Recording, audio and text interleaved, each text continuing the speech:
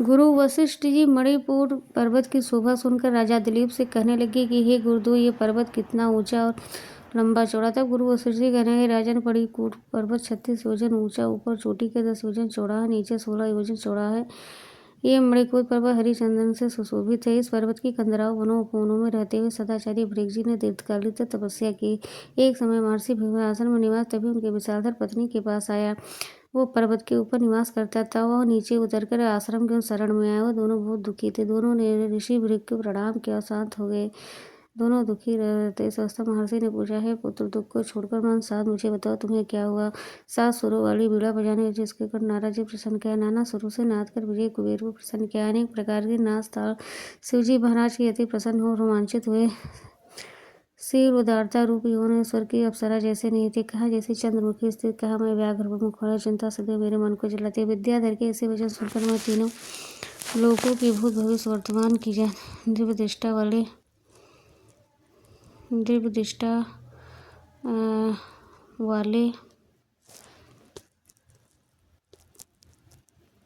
दिव्य कहाँ ऐसे चंद्रमुखी, कहाँ दिव्य दृष्टा वाले इसे विद्याधन विजित फलों ज्ञानी उपवृत को प्राप्त हुए। वैकुंठ मक्खी पर जितने विस्फोट हुए, छोटे छोटे पापों का फल बहुत ही दुखदायी हो जाता है।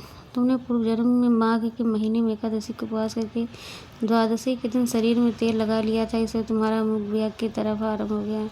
राजा पुरुरव के 3 मास तक निराहार रहकर भगवान का चिंतन किया। इस प्रकार जन्मों से प्रसन्न हो राजा के 3 महीने से तप से अति प्रसन्न हो गए।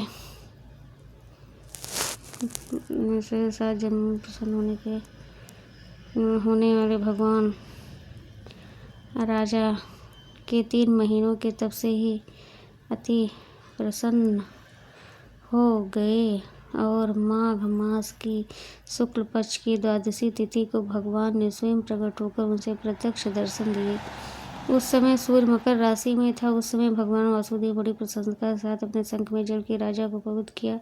भगवान ने उसे बहुत सुंदर देवताओं सा रूप दिया। उनका रूप देखना मनोहर था, जिसको देखकर उर्वशी भी उनकी ओर आकर्षित हो जाए और अपने राजा पुरुरव प्रति रूप में प्राप्त करने की इच्छा की। इस प्रकार राजा पुरुरवा भगवान से वरदान पाकर धन्य हो गए। इसीलिए तुम क्यों दुखी हो, तो यह तुम अपना राक्षसी रूप छोड़ना चाहते हो तो मेरा कहना मानकर जल्दी ही पापों को नष्ट करने वाली मणिपुर नदी के जल में माघ मास को स्नान करो, जहाँ पर ऋषि सिद्ध देवता निवास करते। माघ स्नान पुराने पापों का विनाश करने वाला है। भूमि पर सोना 1 महीने तक एक टाइम पूजन से भोगों से त्याग कर इतने समय भगवान विष्णु का पूजन करना है विद्या था। जिस दिन माघ शुक्ल एकादशी आएगी, फिर द्वादशी की पवित्र दिन मंदिर जल का अभिषेक करें, तुम्हारे कामदेव के समान सुंदर हो जाएगा।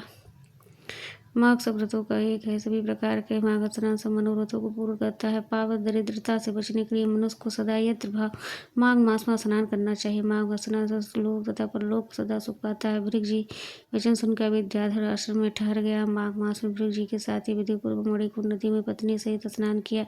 महर्षि भृगु जी की कृपा से विद्याधर भृगु जी नियम समाप्त युवा तट पर आ गए। वशिष्ठ जी कहते हैं, राजा दिलीप महर्षि भृगु द्वारा विद्याधर प्राप्ति कहा हुआ माघ महात्म संपूर्ण का सार है। जो प्रतिदिन माघ महात्म श्रवण करता है वो देवता की भांति समस्त सुंदर लोगों को प्राप्त कर लेता है। इसीलिए माघ का महत्तम हर साल सुनते रहना चाहिए। पुष्कर, कुरुक्षेत्र, प्रयाग, गंगा सागर, संगम आदि प्रदेशों में 10 व्रतों तक 100 संतोष नियमों का पालन करने से जो फल प्राप्त होता है वो माघ के महीने से 3 दिनों तक प्रातः स्नान करने से मिल जाता है। जिस मनुष्य के मन में दीर्घ काल तक स्वर्गलोक की भोग भोगने की विलासा हो, उसे सूर्य के मकर राशि पर रहते हुए जहाँ कहीं भी जल मिले प्रातः काल स्नान करना चाहिए। दरिद्रता, पाप, दुर्भाग्य रूपी कीचड़ को धोने के लिए माघ स्नान के सिवा दूसरा कोई